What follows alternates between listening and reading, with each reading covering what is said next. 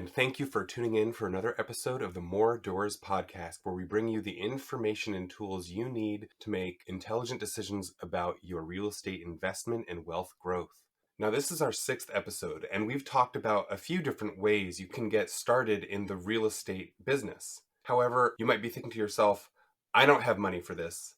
I don't have thousands of dollars to put into a real estate. I'm just struggling to pay my bills and get food on the table every week of my life.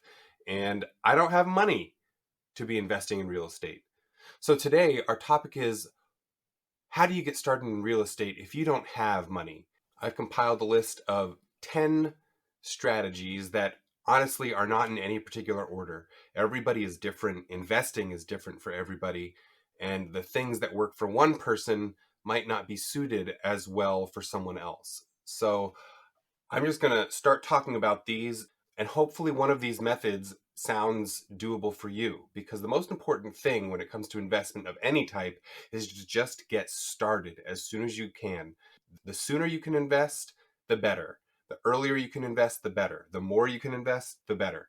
So, with that said, we're going to start with our first strategy for investing with little or no money.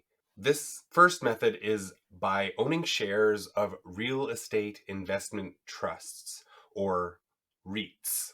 A REIT is a way of investing where you get to join your money with the money of several other individuals who pay into a fund that is managed by a group that invests in real estate, whether it's buying and flipping or rental or combination commercial property, and there's different types of REITs. So essentially, you can pay in as much as you have, and it's just kind of like a stock index, like investing in the S&P 500, except it's all based on real estate.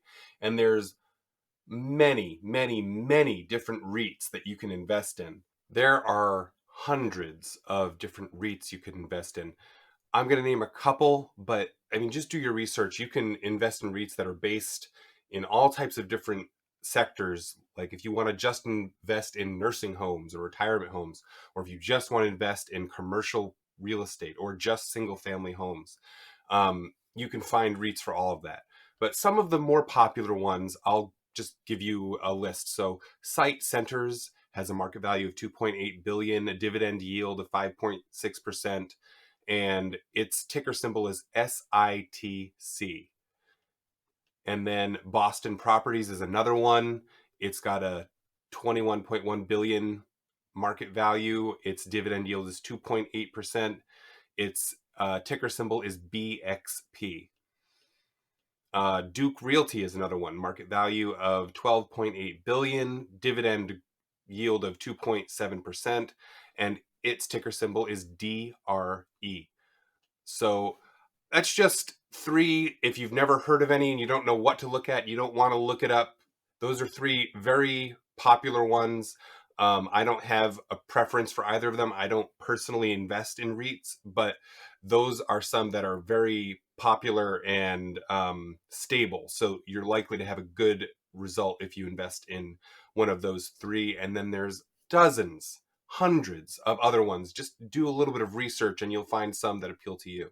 Now, the pros of owning shares of real estate investment trusts is that you don't have to actually manage any of these properties. You don't have to be a landlord.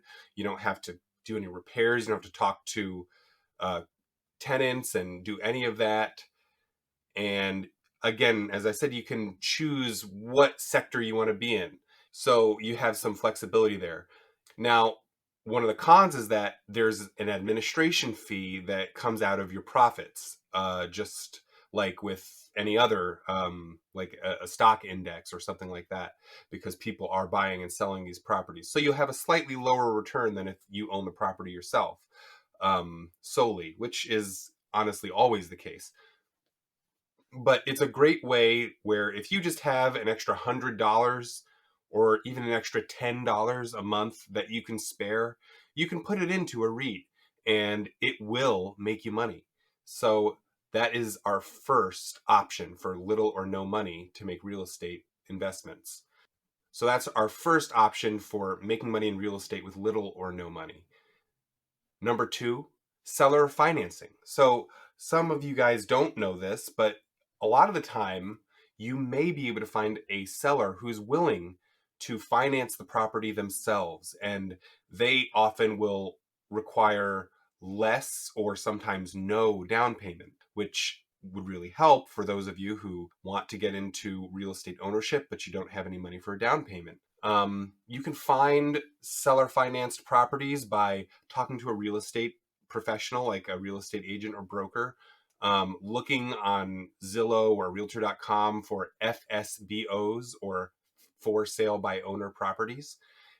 And, you can even do this just by networking within your local community. If you go to a church or any type of social club, just putting it out there that you're looking for a property that is seller financed because you'd like to get into real estate and you don't have the money for a big down payment. You know, it's my belief that people want to help people.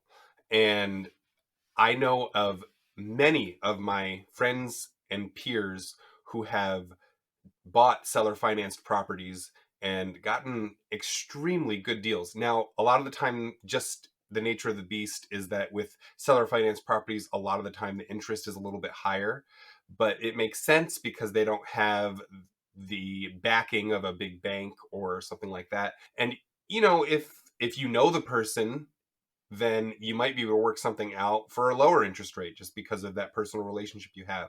Seller financing is a great way to get into a property with less money down, sometimes no money down. A third way you can invest in real estate with little or no money is by doing a lease option. So if you're renting and if you're an adult not living at home, odds are you are paying rent somewhere.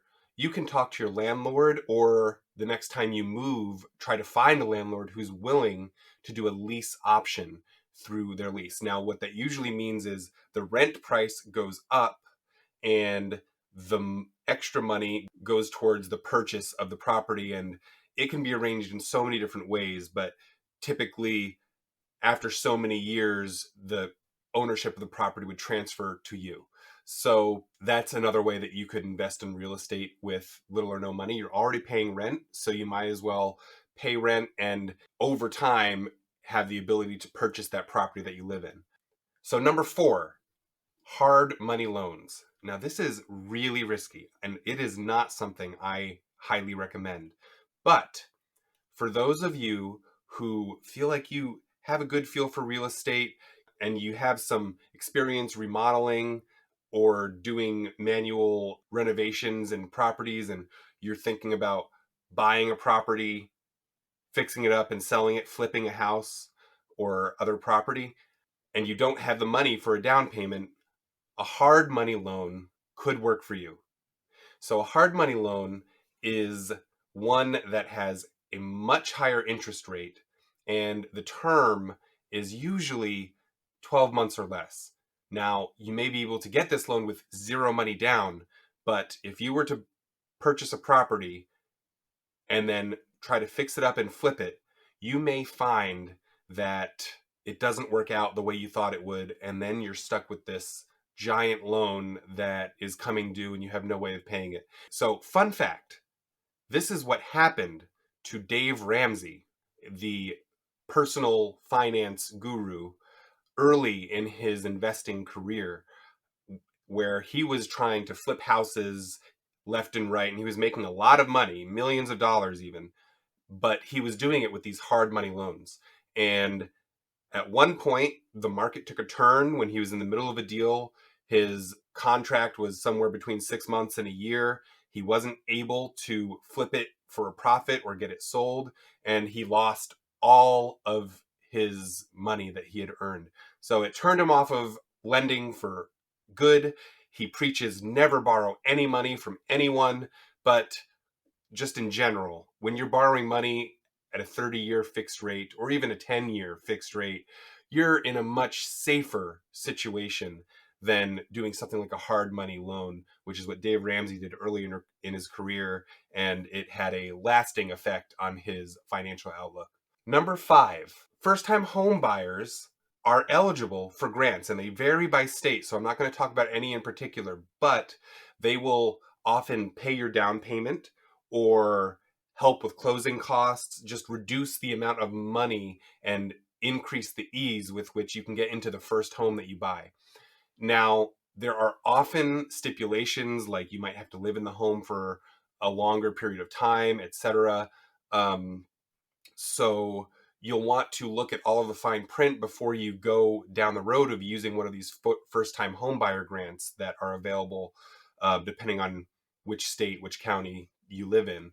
But if you have no other option, using this strategy to get into a home so that you're not paying rent anymore may be for you. Our 6th strategy is to form a business partnership with somebody. Now, this is going to take some networking. This is going to require that you do your research and you develop a business relationship. And generally, if you're not bringing money to the table, you've got to bring something else, because a person who's got enough money to invest but doesn't know what to do with that money is looking for an expert. So if you do the research, if you become the expert you need to be so that you know about the real estate, you find the deal, you can strategize, get the work done. For instance, if you were going to buy a property, remodel it and sell it or rent it out for a profit, finding someone who will finance it is possible, but it does take a lot of work and it's not a short road. Number 7, a VA loan. Now, VA loans are available for veterans who have served in the military, and they allow you to purchase a property with zero money down. Towards the down payment. So basically, you can buy a house with a loan backed by the government for no money down. Now, catch is, of course, that would have had to have served in the military. I don't suggest joining the military just to get this benefit. There are other ways. But if you've served in the military, this can be a great option for you to buy your first home. And better yet, buy a home that is a duplex or a triplex, and then you'll have tenants right when you move in, and they'll be paying your bills for you. So that brings us to number 8. Number 8 is a syndication. I mentioned with number 6, forming a partnership, that it requires work and time and energy, and it won't happen overnight. Syndications are that times 20. But a syndication could let you get into a property that could be very, very lucrative with zero money out of your pocket. Now, how syndication works is you find a property, usually a very expensive property that one individual typically wouldn't be able to purchase by themselves, and that has the potential to make money by taking actions like raising the rent or performing renovations, or adding an additional unit or building for more apartments, things like that. The issue here, though, is that you need to have credibility. You need people to trust you enough to want to give you money, because with a syndication, sometimes you're looking at a minimum contribution of $50,000. You might be buying properties that are millions and millions of dollars. So I'm really interested in syndications. It's something that I've been looking into a lot recently, but it isn't something that you can just wake up and decide to do. It will take a lot of time and energy to learn a market, figure out what makes a real estate deal profitable, and then find professionals to help you do that. You'll need accountants, lawyers, real estate brokers, and that's before you even find your investors. So I put this on the list because once you get going with syndications, it can be a career. You could quit your job. I mean, typically just the acquisition fee for a good real estate syndication tends to be 2% of anywhere between 1 and 5. I like to use 2% of the total purchase price of that property. So if you buy a $3 million property, you're going to make $60,000 just when you sign the dotted line and close on the deal. And the people that you invest with usually like to see that the organizer of the property deal is also invested, but you can just forego that acquisition fee or use the acquisition fee to buy into the deal yourself. So you won't have as much profit up front, but then at least you can show your clientele that you will be investing in the property along with them. And this helps instill trust in the validity of the deal. So we could do a whole episode on syndications, and we have, and we probably will again. But it's just something I wanted to put out there as an option. Number 9, if you don't have a lot of money for a down payment, you can use something like a special US government scheme, like a USDA loan, for instance. Now, these types of loans have the aim to fill underpopulated areas of the US. So generally, it's in areas where a town has a population of 10,000 or less. That said, many towns in the United States have 10,000 people or less. If you are living in a town that has more than that, you can probably find a town within 20 or 30 minutes of where you're currently living that has 10,000 people or less. So it is something that you can find a way to take advantage of depending on where you are. So go to USDA.gov and read about the terms and conditions and see if this is something that could work for you. Now, our final topic is number 10, wholesaling. I don't know if I've talked too much about wholesaling on the podcast before. It probably deserves its own episode, and it will probably get its own episode in the relatively near future. But wholesaling, I think that for someone who really just has no money, they're not going to be able to put $100 a month into a REIT or other fund, and they're not even going to be able to put $10 a month into that. What they can do is use their time and their energy and learn a skill that will allow them to make money through the purchase of real estate without spending a dime of their own money. So how this works is, in short, finding good deals for a property, getting them under contract, and then essentially selling the option to buy that property to other investors who didn't have the time and energy to find that fantastic deal you found.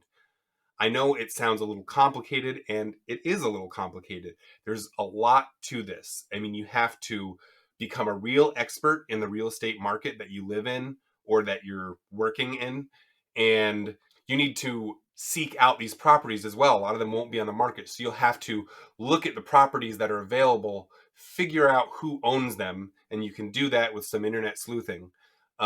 Send letters or make phone calls and find properties that are being sold at a really low rate.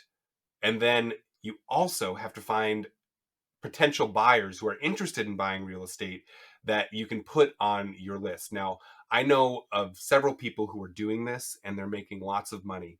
I wouldn't necessarily suggest doing it permanently because it's always nice to own your own asset. At the end of the day, when you do this, it's like a job. If you stop doing it, you stop getting paid. Whereas when you own an asset, you're making money in your sleep, and that's what we all want. So I think it's a great way to get started without a great deal of money, but it does take time and energy. I probably left a lot out about wholesaling, and I promise that I'll get to it in another podcast in the future. So that was my list of 10 strategies for investing in real estate without any money or with very little money of your own. Of the 10 options I suggested, I think the most doable strategies would be something like owning shares in a REIT, which again, that money will grow over time and eventually you will have enough money for a down payment on a real property. So if you can only do $20 a month, $30 a month, it's okay. I mean, it'll take a while, but you will get there. It will grow over time. And then soon you will have enough money to purchase your own real estate that you own. Syndications, I think, are fantastic. It is a pretty advanced strategy and it takes a lot of time and energy. So I might not suggest it for someone who's just starting out, but I just had to include it on the list because it's such a cool concept to basically find and broker a deal and get paid for it with very little of your own money in the deal compared to the total amount that is needed to get started. It's also the way for people without a huge sum of money to get into a property that is worth millions of dollars. Lease options can work if you can find a landlord who's willing to sell you their house over time through a lease option. And then what I think is probably the best suggestion on this list, because you can do it with zero money, zero experience, though you'll have to get some right away, is wholesaling. Wholesaling will allow you to make money, sometimes $5,000 a deal, sometimes $20,000 a deal, sometimes $100,000 a deal, depending on the markets you're working in. I mean, I talked to someone recently who was making approximately $5,000 per deal, and had made $20,000 on his last deal. So he was working in a market in the Evansville, Indiana area. Real estate is not very expensive there, but he was able to still make about $5,000 per deal, and he had made maybe $40,000 throughout the year. This was all in addition to working a full-time job and having his own life. This was just something he did on the side. Yes, he had to learn a lot. Yes, he had to take some steps. He might have had to put down a little bit of money for things like mailers to send out to people who might be wanting to sell their house. But there's different ways to go about that as well. But it's a great way to actually make real money in real estate without putting a dime of your own money into the process. So with that, I hope you guys found this video entertaining and enlightening. If there's anything you guys want to hear more about or things you've heard of that you would like me to discuss on the podcast, just send me a message at moredoorspodcast@gmail.com, and I'd be happy to respond and look into the topics that you guys are thinking about. You can also leave a comment down below on the website if you are listening to this on our website at moredoors.net. Thanks for listening.